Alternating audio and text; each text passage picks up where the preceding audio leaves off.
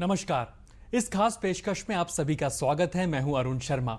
नरेंद्र मोदी सरकार अपने 2 साल पूरे कर चुकी है और ऐसे में सरकार का फोकस साफ तौर पर इस बात पर रहा है कि कैसे सबका साथ सबका विकास हो सके। और इन तमाम चीजों के बीच में भी एक जो क्षेत्र है, विज्ञान का क्षेत्र, ये महत्वपूर्ण भूमिका निभा रहा है लोगों की जिंदगी को एक सकारात्मक बदलाव देने की दिशा के अंदर। और इसी बीच और विज्ञान के क्षेत्र पर ही बात करने के लिए आज हमारे साथ मौजूद हैं डॉक्टर हर्षवर्धन, जो कि विज्ञान प्रौद्योगिकी और पृथ्वी विज्ञान के मंत्री हैं। स्वागत है आपका दूरदर्शन न्यूज पर। धन्यवाद। हाल ही में आपने प्रेस कॉन्फ्रेंस की 2 साल के उपलक्ष्य पर आपकी जो एक बाइट थी, जो तमाम अखबारों में भी देखी कि science is back on track, innovation is की और फ्यूचर ग्रोथ के लिए इनोवेशन एक की है। 2 साल के अंदर क्या मान के चले, साइंस ने कितना अचीव किया है लोगों की जिंदगी को एक सकारात्मक बदलाव देने की दिशा में? देखिए, मैं समझता हूं कि नरेंद्र मोदी जी ने प्रधानमंत्री बनने के बाद एक बहुत बड़ा फोकस रखा और सबके लिए भी बहुत बड़ा लक्ष्य तय किया। उसमें साइंस एंड टेक्नोलॉजी मंत्रालय भी है कि जो भी हम काम करें वो सीधे सीधे जनता के साथ जुड़ा हुआ होना चाहिए और इस नाते विज्ञान को भी हमें जनता के हित के साथ जोड़कर जनता की अनसुलझी समस्याओं के समाधान की दृष्टि से उसका इस्तेमाल करना है।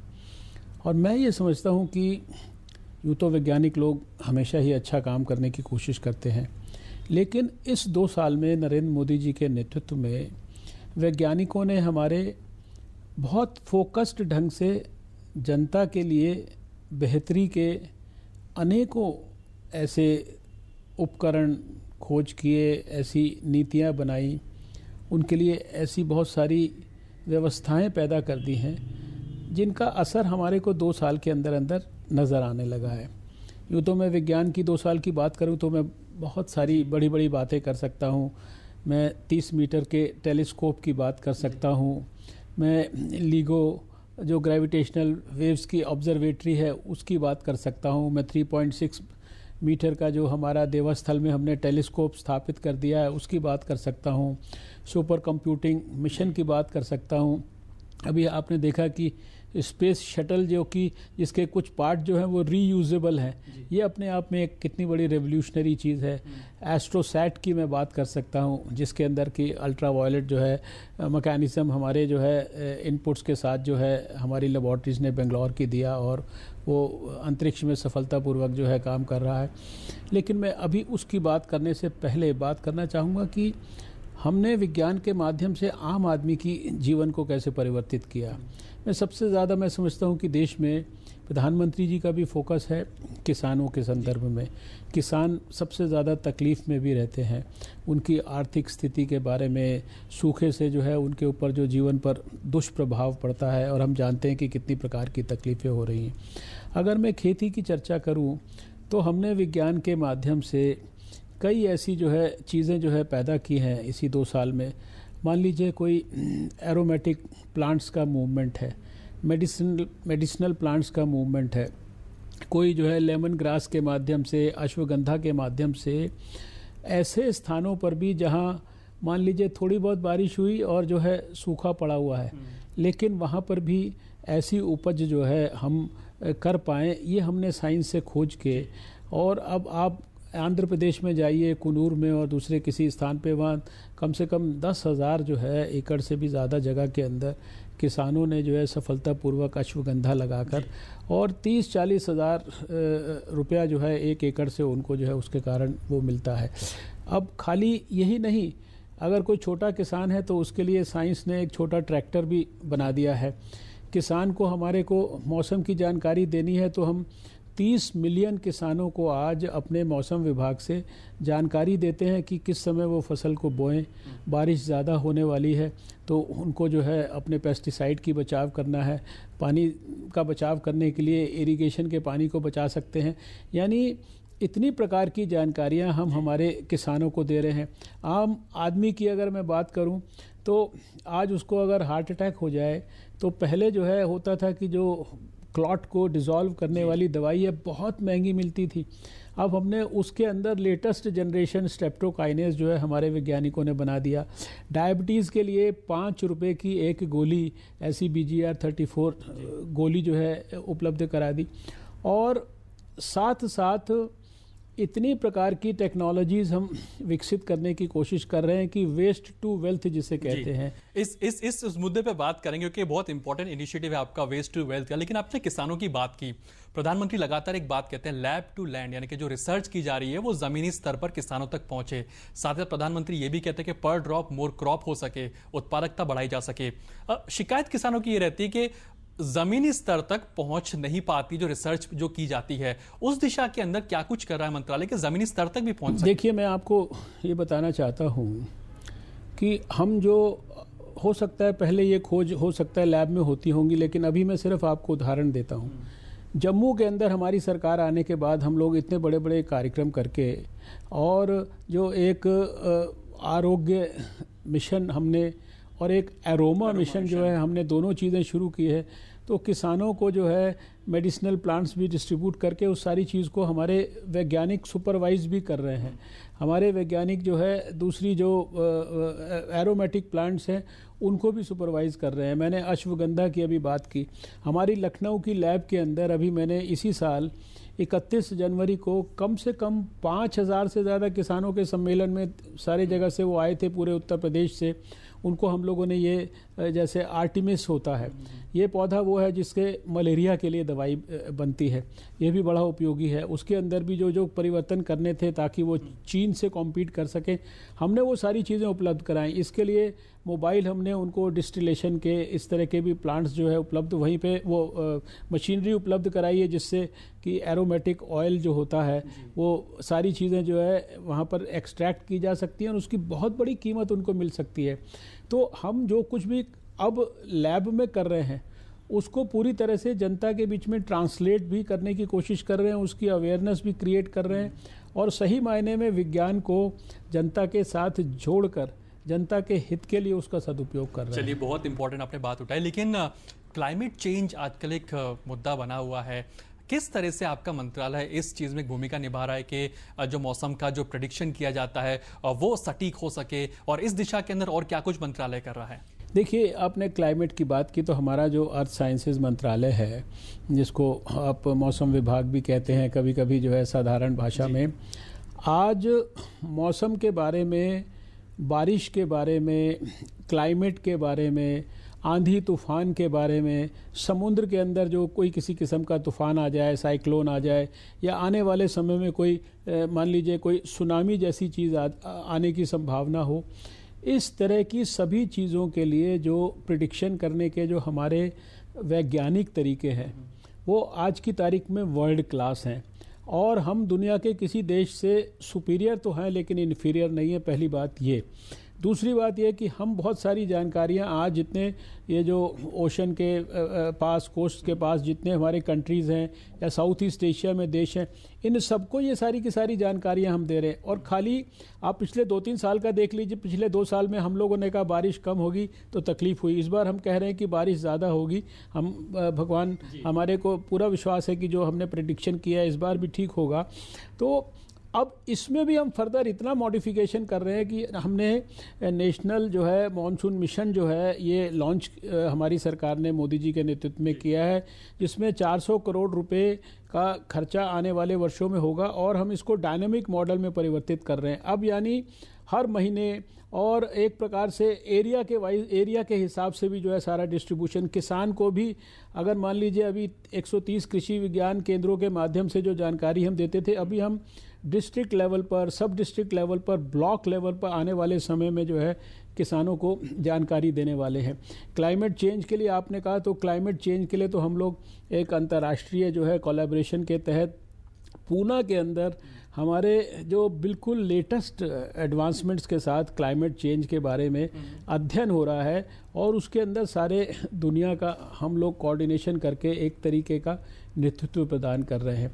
तो कोई ऐसी चीज़ नहीं है कि जो शायद दुनिया में होती होगी जो हमारे यहाँ नहीं हो रही। यानी हिमालय के अंदर भी क्लाइमेट चेंज के कारण कोई ग्लेशियर्स मेल्ट तो नहीं हो रहे हैं, उसके कारण कोई परिवर्तन तो नहीं हो रहा है। इसके बारे में भी हमारी जो वाडिया इंस्टीट्यूट है देहरादून में वो रिसर्च कर रही है, हमारा ये जो अर्थ साइंसेज डिपार्टमेंट है वो रिसर्च कर रहा है। ओशंस के अंदर जितने जो चीज़ें हो रही हैं उसके बारे में खाली वहाँ ओशन का जो ओवरऑल एनवायरनमेंट, क्लाइमेट और वो सारी चीज़ें ही प्रेडिक्ट करना ही नहीं, अपितु ओशन में से एनर्जी के ऑल्टरनेट सोर्स गैस हाइड्रेट के माध्यम से ओशन के पानी का इस्तेमाल और उसके लिए डिसैलिनेशन के प्लांट्स को लगाना सफलतापूर्वक, उनको ओशन के अंदर से पॉलीमेटेलिक नोड्यूल्स जो उसके अंदर जो एक इतनी बड़ी क्षमता है, उसकी जो एक तरह से संपदा है ओशन की, उसके लिए जो है हमारे यहाँ पर रिसर्च हो रहा है।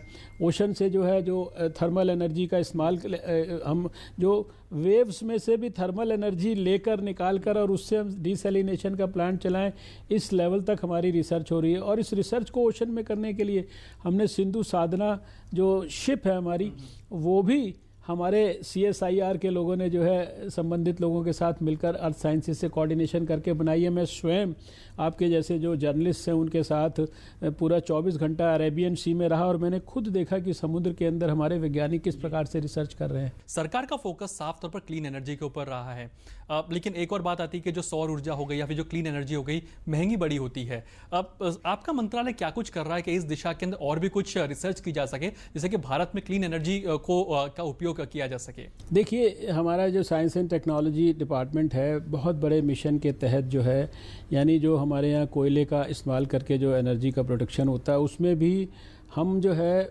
बड़े हाई टेम्परेचर पर जो है उसके लिए स्पेसिफिक टेक्निक्स हैं, यानी कि हम एनर्जी की एफिशिएंसी बढ़ा दें और जो उसके कारण जो पॉल्यूशन हो रहा है या जो कार्बन क्रेडिट्स वाला इशू है उसका हम ख्याल करके एनर्जी का प्रोडक्शन करें।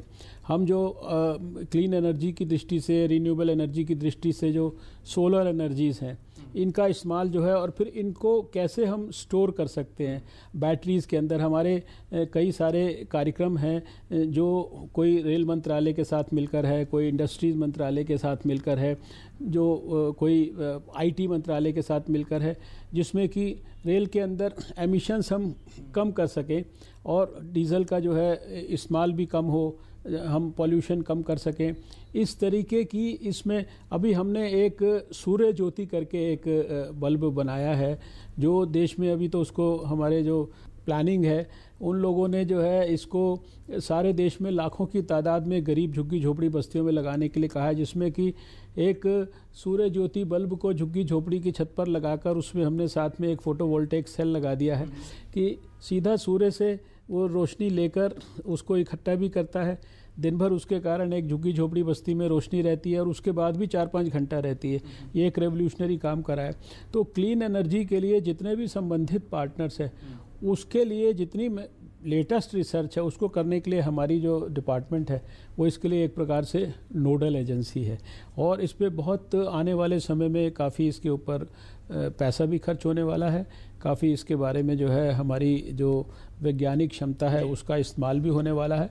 और मैं ये समझता हूँ कि जो मोदी जी का एक लक्ष्य है, बहुत बड़ा लक्ष्य है, उन्होंने सौर ऊर्जा के लिए, क्लीन एनर्जी के लिए, रिन्यूएबल एनर्जी के लिए रखा है। उसमें उन्होंने गुजरात में भी उदाहरण प्रस्तुत किया है हमारे सामने और ये आने वाले वर्षों में आप देखेंगे 2022 तक जो लक्ष्य है वो सारा का सारा पूरा होगा और देश में हमारा एनवायरनमेंट की दृष्टि से भी माहौल बहुत बेहतर होगा। उम्मीद करते हैं कि आपका लक्ष्य पूरा हो सके, लेकिन इस मोर्चे पर एक छोटा सा ब्रेक लेंगे और ब्रेक के बाद जब लौटेंगे तो जानने की कोशिश करेंगे कि कैसे ये मंत्रालय युवाओं को रिसर्च में आने के लिए प्रेरित कर रहा है। इस पर विस्तार से बात करेंगे, लेकिन लेते हैं छोटा सा ब्रेक।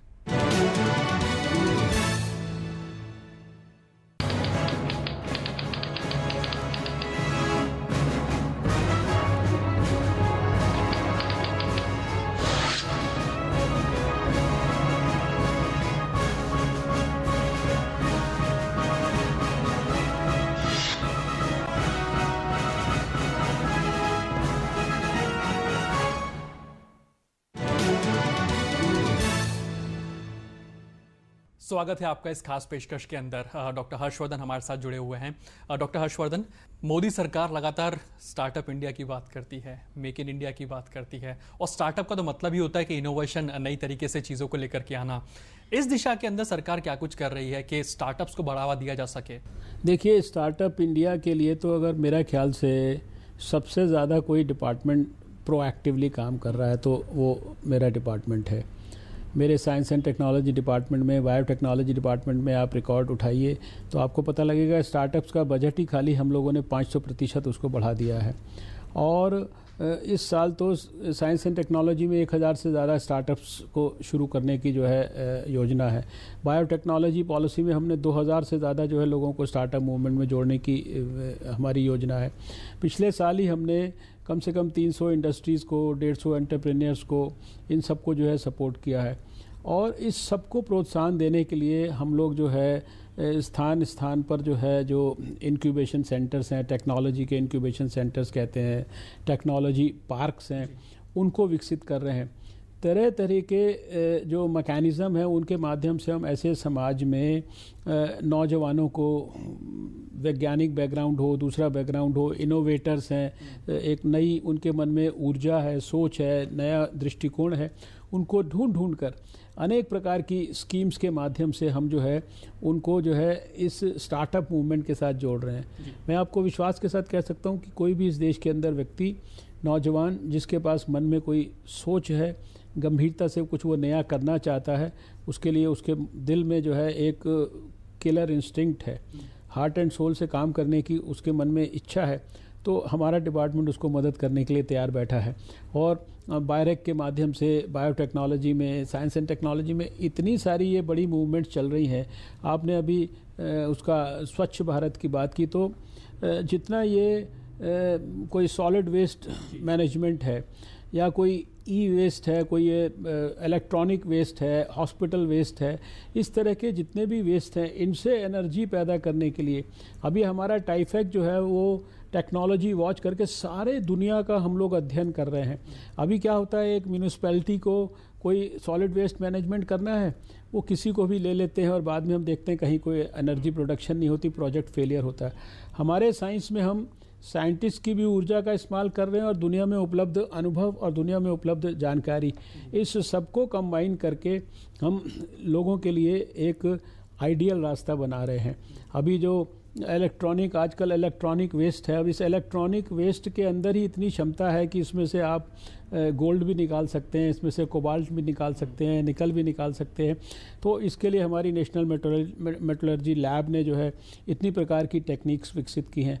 हमारा साइंस एंड टेक्नोलॉजी डिपार्टमेंट जो है, बायोटेक्नोलॉजी डिपार्टमेंट, जितने इस तरह के प्रोजेक्ट्स हो सकते हैं उसमें, मान लीजिए आपको मैं उदाहरण के लिए बताता हूँ, अभी नोमालीगढ़ में हम लोगों ने 700-800 करोड़ का प्रोजेक्ट लगाया, प्रधानमंत्री जी ने उद्घाटन किया था। हमारे वैज्ञानिकों ने बताया कि पेट्रोलियम प्रोडक्ट से कैसे जो है हम हाई क्वालिटी पैराफिन वैक्स या माइक्रो क्रिस्टलाइन वैक्स जो है उसका प्रोडक्शन कर सकते हैं। 50% उससे हमें जो इंपोर्ट बाहर करना पड़ता था वो कम हो जाएगा। 500 करोड़ का हमारे को उसके कारण जो है बेनिफिट होगा। अभी मैं काशीपुर में एक प्लांट इनॉग्रेट करके आया हूँ। 10 टन बायोमास उसके अंदर, चाहे वो गेहूं का हो, चाहे वो चावल का हो, वो आप सुबह डालिए और 24 घंटे से पहले जो है आपको 3000 लीटर जो है 2G जो है अल्कोहल, आपको जो है 2G इथेनॉल मिल जाएगा। अभी हमारे पास जेट फ्यूल हमने जो है, यानी हवाई जहाज के लिए जो है एक जेट्रोफा जो होता है उससे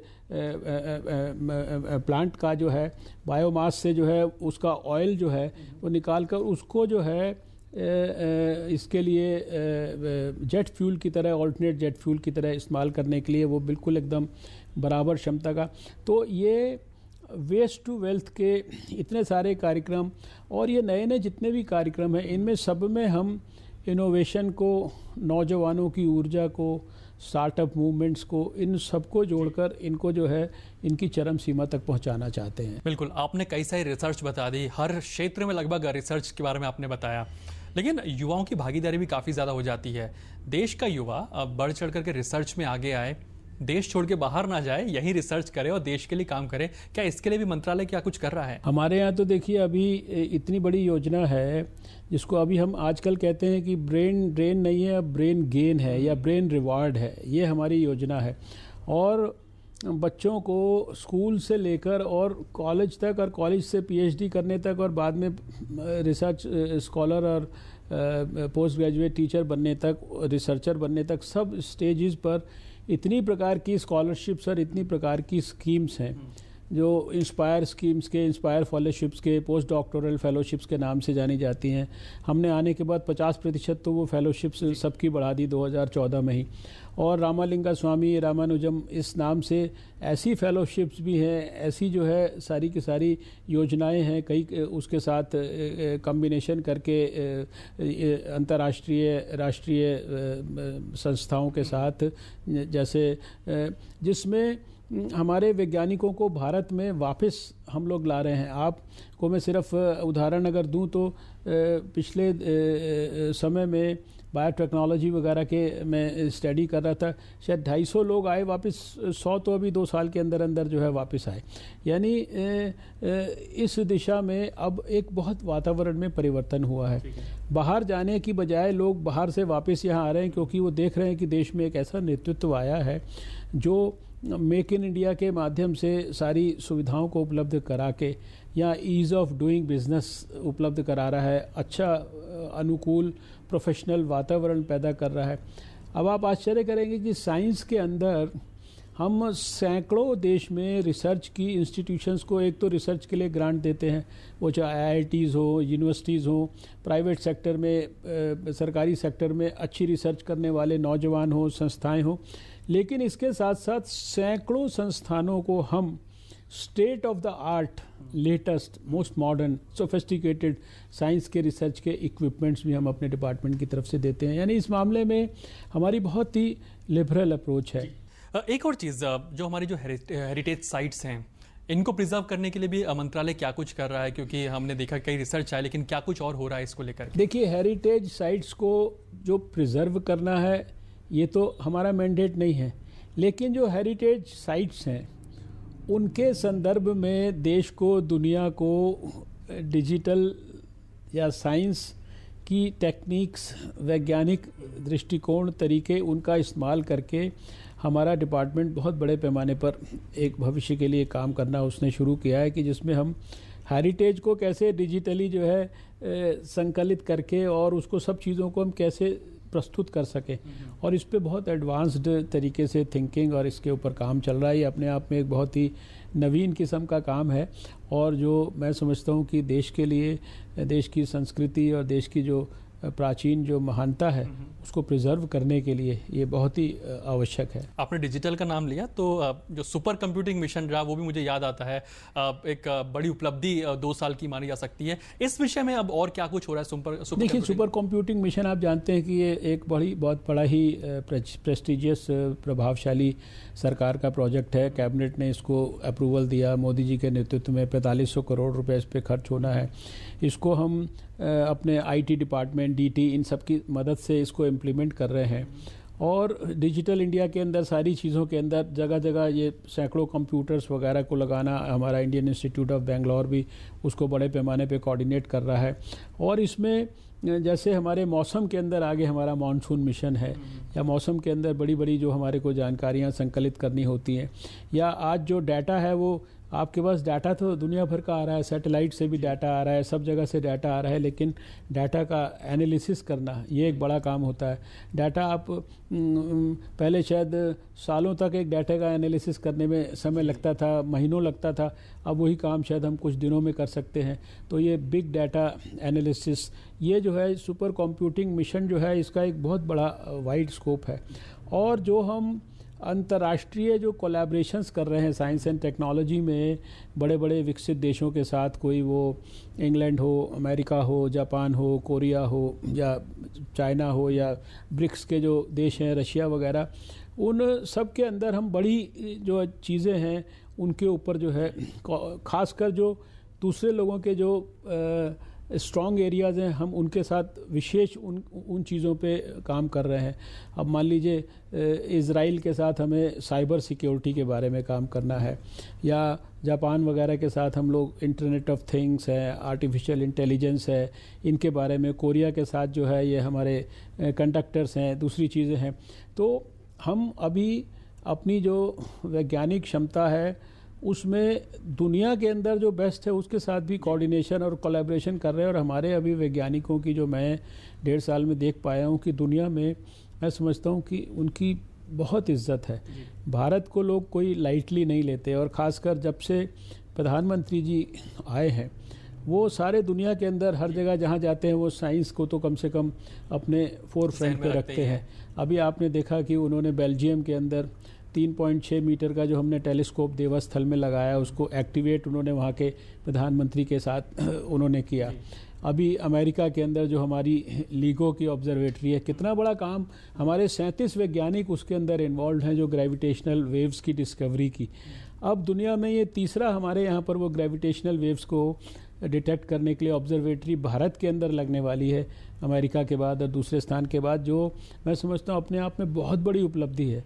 जब तक वैज्ञानिक दृष्टिकोण ना हो कोई सरकार नहीं कर सकती, उसमें बहुत पैसा खर्च होता है। तो जहाँ एक तरफ गरीब, किसान, जनता, अब जनता के लिए देखिए दवाइयाँ हैं, एक मैंने शायद पहले भी जिक्र किया कि नई नई दवाइयों की किस प्रकार से हम खोज कर सकते हैं। रोटा वायरस वैक्सीन, छोटे छोटे बच्चे जो है उनकी जो है डायरिया से डेथ हो जाती थी, $1 में प्रधानमंत्री जी ने रोटा वायरस वैक्सीन उपलब्ध भी हो गई और सारे देश में यूनिवर्सल इम्यूनाइजेशन प्रोग्राम में आ गई। अब डेंगू से, मलेरिया से आज भी इतनी मौतें होती हैं, खासकर नॉर्थ ईस्ट में इतनी मौतें मलेरिया वगैरह से हुआ करती हैं और भी दूसरे स्थानों पर। तो उसके लिए वैक्सीन को बड़े एडवांस स्टेज में हम लोग कर रहे हैं। जो ऐसे गेहूँ, ऐसे चावल जो ड्रॉट रेजिस्टेंट हो, सूखे से रेजिस्टेंट हो, डिजीज़ रेजिस्टेंस हो, स्ट्रेस रेजिस्टेंट हो, ऐसे जो है हम अपनी साइंस का प्रयोग करके ऐसी हमने चीज़ें प्रोड्यूस की। अब किसानों के लिए वो उनकी बहुत उपयोगिता है। पूरी जीनोम सीक्वेंसिंग हमने कर दी है। अब ह्यूमन जीनोम सीक्वेंसिंग के माध्यम से आज हम कैंसर का, जिसे कहते हैं, प्रिसीजन ट्रीटमेंट कर सकते हैं, दूसरी बीमारियों का प्रिसीजन ट्रीटमेंट कर सकते हैं। तुलसी का हमने पूरा जीनोम सीक्वेंसिंग कर लिया है। अब तुलसी आप जानते हैं कितनी उपयोगी चीज़ है। अगर भारत ने उसका वो सब कर लिया तो हम अभी उसको और ज़्यादा एनालाइज करके कैसे उसका जो उपयोगी गुण है उसका इस्तेमाल कर सकते हैं। तो बहुत सारी चीज़ें हैं, जो बहुत सारी चीज़ें, और शायद आपके जितने इनिशिएटिव लिए गए पिछले 2 साल में उसको आधे घंटे में समेटना थोड़ा नामुमकिन सा है। लेकिन आखिर में बहुत संक्षिप्त में आपसे समझना चाहूँगा, 2 साल तो निकल गए, लेकिन ऐसे कोई काम जो इन 2 सालों में ना हो पाए हों, अगले जो 3 साल बचे हैं उसमें आप करने की सोच रहे हैं? देखिए, साइंस में कोई ऐसा नहीं होता है कि कोई एक ऑनगोइंग चीज़ होती है। अब हमने 2 साल में इतना कर दिया है कि मैंने सारी लेबॉर्ट्रीज जितनी थी हमारी, उन सब को 2-2 दिन एक साथ उनके लोगों को बिठाकर उनका चिंतन करा के और भविष्य के लिए उनके दृष्टिकोण और उनके लिए टारगेट्स, उनके लिए लक्ष्य, उसके लिए अकाउंटेबिलिटी मैकेनिज़्म और उसके लिए रिव्यू और मॉनिटरिंग मैकेनिज़्म, ये सारे तय कर दिए हैं। हमने क्लस्टर्स बना दिए हैं। एक फिजिकल क्लस्टर है, केमिकल क्लस्टर है, स्ट्रैटेजिक क्लस्टर है, बायोलॉजिकल क्लस्टर है। तो सारे लोग देश में मिलकर एक दिशा में ठीक प्रकार से सोचें। वैज्ञानिक लोग जनता के बीच में जाकर समझें कि 65-70 साल बाद कौन कौन सी समस्या है जो अभी अनसुलझी है। अभी हमें बच्चों के लिए मेल न्यूट्रिशन के बारे में चिंता करनी है, हमें डाइट और न्यूट्रिशन के बारे में हमारी मैसूर की लैब काम कर रही है, कैसे हमें सुलभ ढंग से सस्ते अफोर्डेबल प्राइस पर जो है सब तरह की चीज़ें लोगों के लिए उपलब्ध करानी है, कैसे जो है बड़े बड़े जो मेडिकल डिवाइसेस, अभी हमने बायोटेक्नोलॉजी में कम से कम 25 ऐसी जो चीज़ें, प्रोडक्ट्स हमने, जो टेस्टिंग किट्स हैं, चाहे वो जो स्टेंट जैसे जो है बायोमेडिकल डिवाइसेस हों, इनको हमने अपने भारत का इंडिजिनस मेक इन इंडिया वाला ये सब प्रोडक्शन किया है। तो इस आने वाले 2 साल में हमने काम की स्पीड बढ़ा दी है, काम को टाइम बाउंड तरीके से सफलतापूर्वक लक्ष्य तक पहुंचाने का अपना व्यवस्था क्रिएट की है, और आने वाले समय के लिए भी बड़ी चीज़ें भी, साधारण चीज़ें भी, और समाज के सब वर्गों के लिए जो है किस प्रकार से काम करना, जनता के साथ जुड़कर जनता के लिए काम करना और जनता को समर्पित काम करना, ये सारा हमारा दृष्टिकोण है। और हमें पूरा विश्वास है कि मोदी जी की जिस प्रकार की सोच है वो विज्ञान के लिए समर्पित हैं। वैज्ञानिकों के लिए उनके मन में बहुत, जैसे कहते हैं, इज़्ज़त है, रिस्पेक्ट है। उनका खुद स्वयं, उनके पास असाधारण ऊर्जा है, बहुत सोच है, और मैं तो बार बार एक बात और कहता हूं कि वो सौभाग्य से श्री अटल बिहारी वाजपेयी की विरासत को लेकर आए हैं, जो स्वयं एक इतने बड़े एक तरह से विज्ञान के प्रति कितना समर्पण था और कितना उनके अंदर दृढ़ इच्छा शक्ति थी, जो हमने 11 मई 1998 को देखा। आज भी सब लोग 11 मई को टेक्नोलॉजी डे की तरह मनाते हैं। जय जवान जय किसान के साथ उन्होंने जो है जय विज्ञान भी जोड़ दिया। तो मैं समझता हूँ कि भारत के लिए अच्छे दिन तो आ ही गए हैं, आने वाले समय में और बेहतर होंगे, लेकिन विज्ञान के लिए इसीलिए हमने कहा कि science is back on track. हमारा जो विज्ञान का जो इतिहास है, हमारा जो अतीत है, वो भी बहुत गौरवशाली है और हम हमारा भविष्य जो है उस गौरवशाली अतीत से भी ज़्यादा बेहतर बनाना चाहते हैं। यही उम्मीद करते हैं कि आने वाला जो दिन है, समय है, और भी ज़्यादा बेहतर हो। शुक्रिया, आपने दूरदर्शन न्यूज़ से बातचीत की। शुक्रिया। तो ये थे डॉक्टर हर्षवर्धन साफ तौर पर कहते हुए कि पिछले 2 साल में कई काम हुए हैं जिसने कि आम लोगों की जिंदगी में बदलाव लाया, सकारात्मक। सरकार का फोकस साफ तौर पर इस बात पर है कि कैसे सबका साथ हो, सबका विकास हो। बहरहाल आज की इस खास पेशकश में इतना ही। मुझे दीजिए इजाजत। नमस्कार।